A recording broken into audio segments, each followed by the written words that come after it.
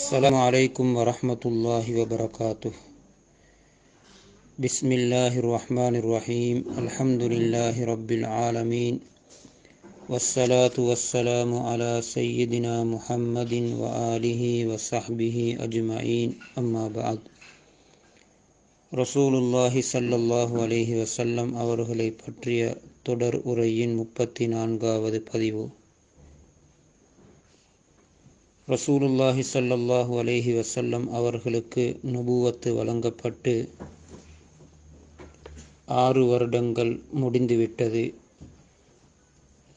ஒரு பக்கம் அவர்களுடைய தீன், அந்த உண்மையான உழைப்பு, அது நாளுக்கு நாள் முன்னேறி கொண்டிருக்கிறது. கொஞ்சம் கொஞ்சமாக அவர்களுடைய அழைப்புக்கு மக்கள், ஆண்கள், பெண்கள், குடும்பங்கள் என்ற அடிப்படையில் பதிலளித்து கொண்டிருக்கிறார்கள். அவர்களுடைய முயற்சி அல்ஹம்துலில்லாஹ் அது வெற்றிகரமாகவே தொடர்ந்து இருக்கிறது. அதே நேரத்தில் இன்னமொரு பக்கம் நபி ஸல்லல்லாஹு அலைஹி வஸல்லம் அவர்களுக்கும் அவர்களுடன் இருந்த அந்த தோழர்கள், சஹாபாக்களுக்கும் எதிராக அவர்களுடைய எதிரிகள், விரோதிகள் இந்த உழைப்பையும் தீனையும் நிறுத்துவதற்கும் இதற்கு எதிராக செயல்படுவதற்கும் எப்படியெல்லாம் முடியுமோ அந்த சகல விடயங்களிலும் தொடர்ந்து விடாமுயற்சியில் ஈடுபட்டு கொண்டே இருக்கிறார்கள். பல அடிப்படைகளிலும் துன்புறுத்தல்கள் செய்து கொண்டே இருக்கிறார்கள். ஆனாலும் ஹிஜ்ரி 6 கடைசி பகுதியில் 2 மிக முக்கியமானவர்கள், வீரர்கள், ஹதரத் ஹம்சா ரலியல்லாஹு அன்ஹு, ஹதரத் உமர் ரலியல்லாஹு அன்ஹு ஆகிய இருவரும் ஒருவர் பின் ஒருவராக 3 நாளைக்குள் நபி ஸல்லல்லாஹு அலைஹி வஸல்லம் அவர்களை ஏற்றுக்கொண்டு முஸ்லீம்களுடன் வந்து சேர்ந்தது அவர்களுக்கு மிகப்பெரிய தோல்வியாக அமைந்தது. இஸ்லாத்துக்கும் முஸ்லீம்களுக்கும் அது ஒரு மிகப்பெரிய ஒரு வெற்றியாக அமைந்தது. அதுவரையும் மறைத்து தீனுடைய காரியங்களை செய்து கொண்டிருந்த சஹாபாக்களுக்கு ஹதரத் உமர் ரலியல்லாஹு அன்ஹு அவர்களும் இஸ்லாத்தை ஏற்றுக்கொண்டதன் பின்னால் பகிரங்கமாக காபாவுக்கு போய் தொழக்கூடிய அளவுக்கு தைரியம் ஏற்பட்டுவிட்டது. என்றாலும் அந்த விரோதிகள், அந்த எதிரிகள் அவர்களின் முயற்சியில் நிராசையாகவில்லை. திரும்பவும் அவர்கள் உறுதி எடுக்கிறார்கள். அவர்களுக்கு ஏற்பட்ட இந்த எதிர்பாராத தோல்விக்கு பின்னாலும் ஹதரத் ஹம்சா ரலியல்லாஹு அன்ஹு அவர்களுடைய இஸ்லாம், ஹதரத் உமர் ரலியல்லாஹு அவர்களுடைய இஸ்லாம், அதே போன்று அவர்கள் நபி ஸல்லல்லாஹு அலைஹி வஸல்லம் அவர்களுடன் போய் பேச்சுவார்த்தை நடத்தி உங்களுக்கு அதை தருவோம் இதை தருவோம் என்ற இப்படியான விடயங்களில் நபி ஸல்லல்லாஹு அலைஹி வஸல்லம் அவர்களுடைய அந்த சகல விடயங்களை மறுத்தது. அதே நேரத்தில் ரசூலுல்லாஹி ஸல்லல்லாஹு அலைஹி வஸல்லம் அவர்களை எப்படியாவது நாம் கொலை செய்வோம் என்ற அவர்களின் திட்டத்துக்கு அப்துல் முத்தலிப், பனு ஹாசிம், அபுல் முத்தலிப் கோத்திரத்தார்கள் எதிராக இருந்து நபி ஸல்லல்லாஹு அலைஹி வஸல்லம் அவர்களை பாதுகாப்பதிலும் அவர்களுக்கு எதிராக வரக்கூடிய சூழ்ச்சியிலிருந்து அவர்களை தடுத்து நிறுத்துவதிலும் நாம் உறுதியாக இருப்போம் என்று இந்த 2 கோத்திரத்தார்களும் உறுதிமானம் எடுத்தது போன்ற விடயங்கள் எல்லாம் அவர்களுக்கு மிகப்பெரிய தோல்வியாக அமைந்துவிட்டது. அவர்கள் விளங்கிவிட்டார்கள், இப்பொழுது மக்காவுடைய ரசூலுக்கு எதிராக செயல்பட்டவர்கள் நபி ஸல்லல்லாஹு அலைஹி வஸல்லம் அவர்களை சாதாரணமாக நாம் நினைத்ததை போன்று கொலை செய்துவிட முடியாது. அப்படி நடந்தால் இந்த பனுல் முத்தலிப் பனு ஹாசிமில் உள்ள ஏற்றுக்கொண்டவர்களும் ஏற்றுக்கொள்ளாதவர்களும் எல்லோருமே எங்களுக்கு எதிரியாக மாறிவிடுவார்கள், நாம் அடியோடு இல்லாமலாக்கப்படுவதற்கும் வாய்ப்பு இருக்கிறது என்ற பயம் அவர்களுக்கு இருந்தது. இப்பொழுது அவர்கள் யோசிக்கிறார்கள், வேறொரு வழியில் இவர்கள் எல்லோருக்கும் நாம் ஒரு பாடம் படித்து கொடுக்க வேண்டும். அதற்கு என்ன செய்யலாம்? நாளுக்கு நாள் இவர்கள் வலுவடைந்து கொண்டிருக்கிறார்கள். எங்களிலே உள்ள மிக முக்கியமானவர்கள், தைரியசாலிகள், வீரர்கள் எல்லாம் அவர்களுடன் போய் சேர்ந்து கொண்டிருக்கிறார்கள். இது தொடருமாக இருந்தால் இன்னும் சிரமமாகிவிடும். இவ்வளவு காலமும் நுபுவத்து கிடைத்ததிலிருந்து இந்த முழு 6 வருடத்திலும் செய்யாத புதிய ஒரு முறையை கையாண்டு இவர்களை நோவித்து இந்த முயற்சியை நிறுத்த வேண்டும். அவர்களை ஏற்றுக்கொண்டவர்கள், அவர்களை ஏற்றுக்கொள்ளாவிட்டாலும் அவர்களுக்கு சார்பாக இருக்கக்கூடியவர்கள் எல்லோருக்கும் ஒரு பாடம் படித்து கொடுக்க வேண்டும். இப்பொழுது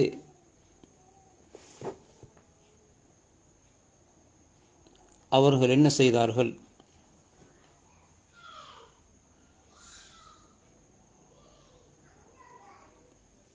அந்த எதிரிகள் அபூ ஜஹல் போன்றவர்கள் எல்லோரும் சேர்ந்து முஹஸ்ஸப் என்ற பள்ளத்தாக்கிலே உள்ள கினானா கிளையார் வாழக்கூடிய அந்த பகுதியில் ஒன்று கூடி அவர்கள் எல்லோரும் ஆலோசனை செய்து சில தீர்மானங்களை எடுத்தார்கள். அவர்கள் எடுத்த மிக முக்கியமான தீர்மானம் அங்கே என்னவென்றால், ஹாசிம் முத்தலிப் கிளையாரிடம் இதற்கு பின்னால் எந்த திருமண உறவும் நாம் வைத்து கொள்ள மாட்டோம்.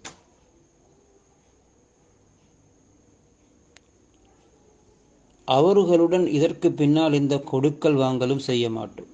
அது ஹாசிம் கிளையார்களில் உள்ள எல்லோரும், ஏற்றுக்கொண்டவர்கள் ஏற்றுக்கொள்ளாதவர்கள், ஏன் அவர்களும் ரசூலை பாதுகாப்பதற்கு உதவியாக இருக்கிறார்.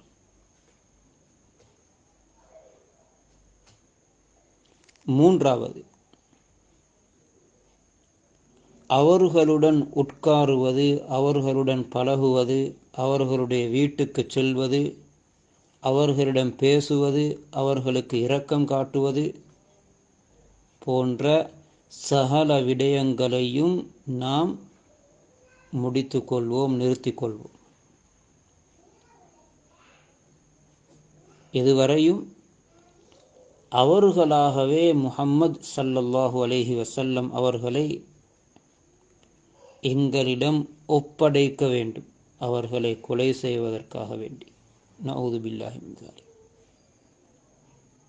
அதுவரையும் இந்த ஒப்பந்தத்தில் நாம் உறுதியாக இருப்போம்.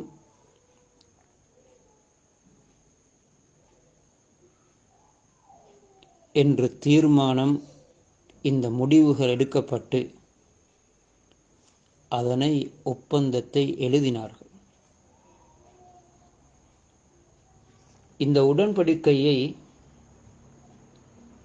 பகீல் இப்னு ஆமிர் இப்னு ஹாசிம் என்பவர்தான் எழுதினார். ரசூலுல்லாஹி ஸல்லல்லாஹு அலைஹி வஸல்லம் அவர்களுடைய சாஃபத்திற்கு, பதுவாவுக்கு ஆளாகி அவனது கை அப்படியே சோம்பிவிட்டது, சோகையாகிவிட்டது. ஜாதுல் மஆத் திலே ஹாஃபில் இப்னுல் கய்யிம் ரஹிமஹுல்லா இதனை எழுதியிருக்கிறார்.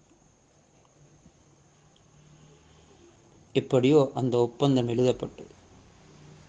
எழுதப்பட்டு அந்த உடன்படிக்கை கஅபாவில் தொங்கவிடப்பட்டது. அன்று அப்படியான உடன்படிக்கைகளுக்கு அது கஅபாவிலும் தொங்கவிடப்பட்டிருக்கிறது. முக்கியஸ்தர்கள் தலைவர்களின் மூலம் முடிவு செய்யப்பட்டது. அவர்கள்தான் அந்த இடத்தில் தலைவர்களாக இருந்து மக்களை ஆட்சி செய்து கொண்டிருந்தார்கள். இப்படி ஒரு ஒப்பந்தம் எழுதப்பட்டவுடன் அந்த ஒப்பந்தத்தை விரும்பியவர்களும் இருந்தார்கள், உள்ளத்தினால் வெறுத்தவர்களும் இருந்தார்கள். என்றாலும் நிர்பந்தம், விரும்பாதவர்களுக்கும் அந்த இடத்திலே பேச முடியாத ஒரு நிலை. எனவே இந்த ஒப்பந்தத்தின் படிக்கு முழுமையாக இவர்களை எங்களை விட்டும் ஒதுக்கி வைப்போம், முழுமையாக இவர்கள் லாக்டவுன் பண்ணப்பட வேண்டும் என்று முடிவெடுத்தார். இன்றைய லாக்டவுனை போல அல்லாது, எந்த தொடர்பும் இல்லை. இது எதிரிகளின் மூலம் போடப்பட்ட லாக்டவுன். அவர்களோடு கொடுக்கல் வாங்கல் கிடையாது, திருமண உறவு கிடையாது, பேச்சுவார்த்தை கிடையாது. அப்படியே ஒதுக்கிவிட்டார். ஷூபே அபி தாலிப் என்று சொல்லப்பட்ட அபு தாலிப் கணவாயில் 3 வருடங்கள் இவ்வாறு ஒதுக்கப்பட்டார். 3 வருடங்கள்.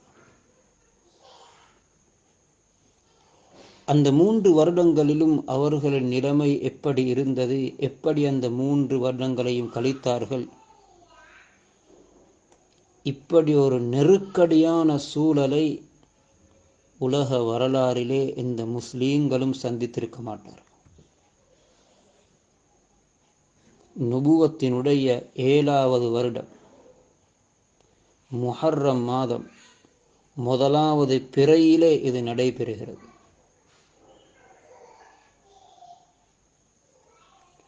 அந்த காலத்தில் என்ன நடந்தது, அதிலிருந்து எப்படி அவர்கள் வெளியிலே வந்தார்கள் என்ற தொடரை அடுத்த பதிவிலே கேட்போம். இப்படியெல்லாம் தியாகம் செய்த அந்த ரசூலையும் சஹாபாக்களையும் உள்ளத்தால் நேசிப்போம். அன்னாரின் மீது அதிகம் ஸலவாத்து சொல்லுவோம். ஸல்லல்லாஹு அலா முஹம்மத் ஸல்லல்லாஹு அலைஹி வஸல்லம். وآخر دعوانا أن الحمد لله رب العالمين. السلام عليكم ورحمة الله وبركاته.